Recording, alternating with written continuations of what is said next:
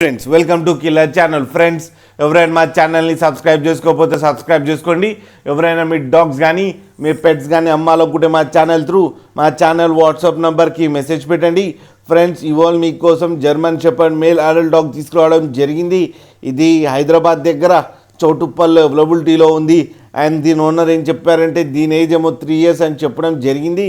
And ఇది male adult dog and male adult డాగ్కి ఏమో 25,000 రూపీస్ డిమాండ్ చేస్తున్నారు.